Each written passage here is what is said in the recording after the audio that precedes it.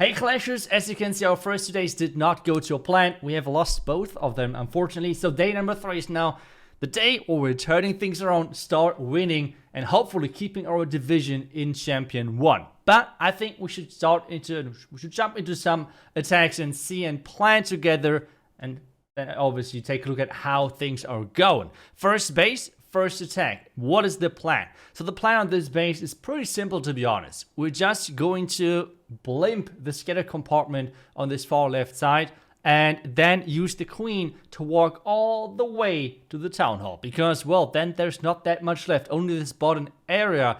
And I know I'm using a lot of Lalo recently, but to be honest, I'm seeing more and more pros going for Dragon Riders again with those type of queen charges. So I feel like this video is all about testing it out with those Dragon Riders, switching back to them, and that's exactly what we're doing. I have 5 out of those Dragon Riders within the army. So let's get ready. Let's get the blimp rolling or flying. I don't know. Let's make sure that we get things sorted quickly. No black mans. That's good news for us. Blimp is going to reach the target. With that rage, maybe it is even going to take down the queen. That would be incredible if that would be possible. Poison, just to make sure those super or those headhunters and then the super minions are not dealing too much damage to my queen, because I do want to save a couple of rages for my queen for later stages. Let's see how that's going to work. Then obviously the wall breaks. The wall breaks, we need those happening to the town hall. That is really important. The first wall break already in place. Second wall break then in there as well. And things are looking pretty solid for us, because we have gotten the value with the blimp. We have gotten the value with the queen so far without having to invest too many spells. And things are looking great. First phrase invested, we have still plenty of spells to support that queen. And now I think we can just get started with that Dragon Rider push. And that's always the cool thing. That's like the big pro thing for the Dragon Riders. They are like, you do not need any skill. Like, you're just deploying them and that's pretty much it. That's done. And that's how we like things to have. Pretty simple. That's always great. Obviously, a couple of headhunters in there to support the Royal Champion, to keep her alive as possible. At this point, we have 2 rages left. I think we can at least use 1 for our Dragon Riders at this point, which should be looking good then. There's the Rage Warden ability as well to block the air defense and get those Dragon Riders back on track through the core. And the reason as well why I use Dragon Riders, because they are ranged. They are ranged, which means they're less likely to skip core Inferno Towers, like for example Lalo, because loons are obviously melee attacking troops. Queen is in danger, using that queen ability, using the last rage for our Dragon Riders. Things are looking awesome. And guys, I don't know why, but I felt like the Dragon Riders would kind of suck, to be honest, after the last couple of changes. First of all, the Dragon Riders were nerfed twice, and then we had an air defense and black mine buff, so an indirect 3rd nerf for the Dragon Riders. That's, if you ask me, a lot of nerfs to 1 troop, but still they are viable because of those queen charges. And to whoever is like having some problems with Lalo, it's still a damn strong strategy if you're thinking about it. And I think we should use it at least 1 more time in our attacks, because I really want to see how strong they can actually be. This time we had a lot of Dragon Riders, so let's jump into the next base, next plan, and see how less Dragon Riders are working. Now for that, I think we're going to jump into the number 1 base in this match, and that's this one. On this one I would like to do something which I have done many times in the past, but I feel like a lot of base builders are catching up and placing the buildings around the town hall in a different fashion. So those charges are not that easy. In this charge, you might already notice something, and that is correct. We cannot reach the air defense or the expo that quickly, so we have to break in once to get the queen access, and the queen is going to step out again. But the important thing as well is just the queen can reach everything around this town hall, which means the elixir storage, the gold storage, all of that is going to be down. So it's a really easy sneaky goblin dive for the town hall. There's the next step. King around the bottom side, blimp the multi-inferno tower for the top side pathing, and then just spam the remaining Dragon Riders for this top side scatter compartment. That's it. Let's see if that's going to work. I think the plan is set, the army is ready, and we can go in and hopefully get some nice 3 stars. This time around, as I said, we only use 3 Dragon Riders because we have a lot of sneaky goblins, so we do not have the space to bring more out of them, so we have to be kind of careful with that. We are in. Let's see if that's going to work. As I said, this elixir storage, that's the important one, is placed pretty poorly, which means we have an easy starting point for our queen. She's not going to backtrack whatsoever, and that's like an important thing, which a lot of base builders are doing way better by now. They always have this one tile gap in between of the corner building and then the storage, which always gives the possibility of the queen backtracking and things like that. But with this setup, where you can reach the storages and everything, it's such an easy opening for those sneaky goblin entries, especially combined with the queen charge. Wall break already happened, so the queen can access this air defense and the expo, which is great for us. And as soon as she has passed the tunnel completely, we are going to get started with our sneaky goblins. So things are looking great. Things are looking really good for us right now. Let's rage it, because the queen is about to engage versus the royal champion, so we have that raged up. And then obviously funneling the bottom side to make sure that queen is actually stepping inside that scattered compartment. Otherwise, things are not looking that good for us. First of all, sneaky goblin test. No traps over there. Then a couple of sneaky goblins into it. Invisibility spell is connecting. So this tunnel is going to be guaranteed down. And the queen actually going inside as well. So things are looking great. King is there at the bottom side as well. I think this is a flame flinger bait or something around the bottom side with the Tesla, with the skeleton trap, so I feel like that's the purpose over there. But guys, I know flame flinger is a bit broken, but I'm just way too scared of using it, because I always run into baits. But let's get back to the blimp, because we can actually use that blimp with that race together to take down that top side Inferno Tower. The reason why I had a loon, like a rocket loon in there, is because I'm about to use Dragon Riders in that area, which means, well, I want to trigger possible black mines, right? Like, this is the one important thing.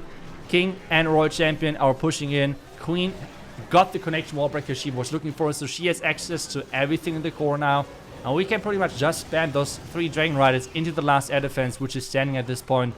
Hopefully overpower the back end with nice warden ability. So, rage as well. I think we can use the rage for our Dragon Riders. Use it nice and early. And as well to speed boost then our headhunters into the defending queen, because as soon as that queen is down, we are looking great. So another successful queen charge Dragon Rider attack, and to be honest, I'm kind of surprised how powerful they are with so many nerfs. It's pretty crazy. We have still plenty of spells, but time is ticking, guys. Time is ticking really bad, so things are looking a little bit fishy over here. 25 seconds overall. The scatter is going down. We have the queen ability as well. Queen is redirecting. We have the wall break for the elixir storage. So maybe the goblin is going to come in time to finish the elixir storage off. The goblin is going around.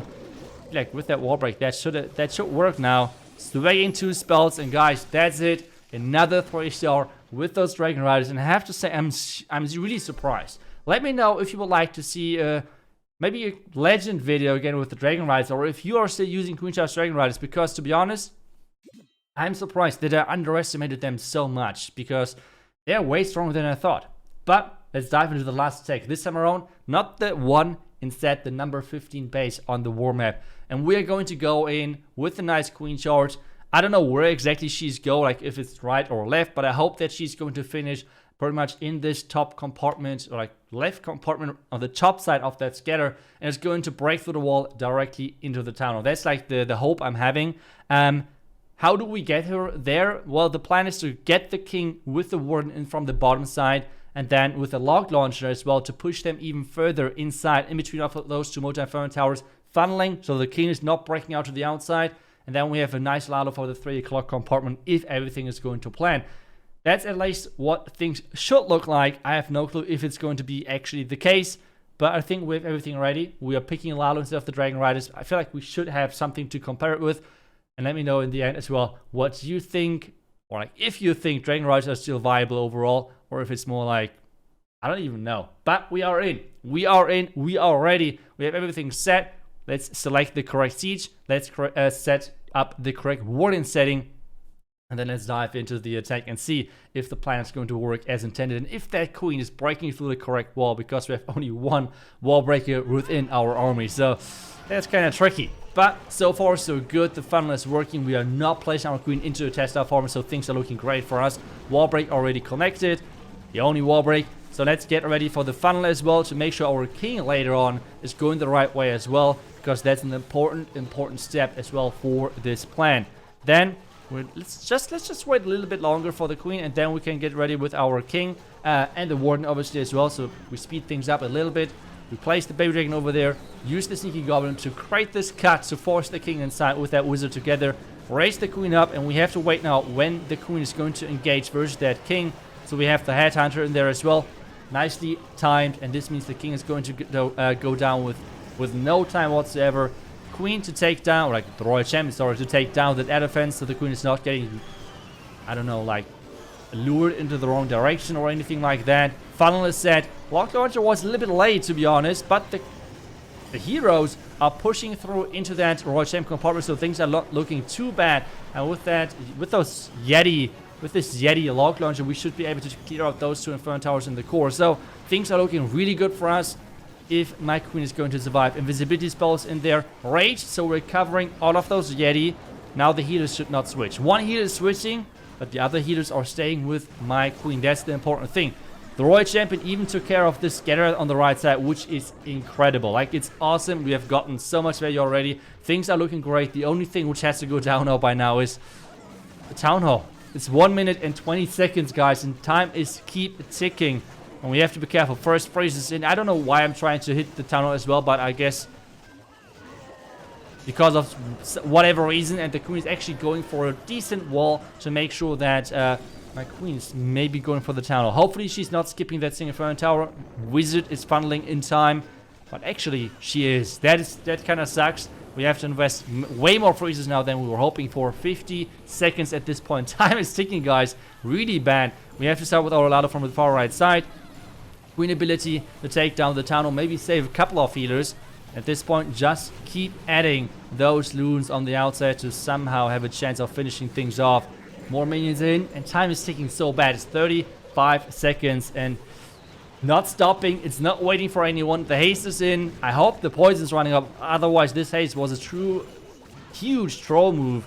But I think time should be fine with minions and queen and everything finishing the last remaining buildings. That means 3 out of 3. That's a good day for me. And, well, I hope you enjoyed this video. Let me know, again, if you would like to see a video really concentrating on Queen Charge Dragon Riders as well in Legend. Let me know if you would like to see that. Thank you so much for watching. I really hope you enjoyed this video. And I hope that your Clan War League is looking way better than ours, because it's for us kind of tricky.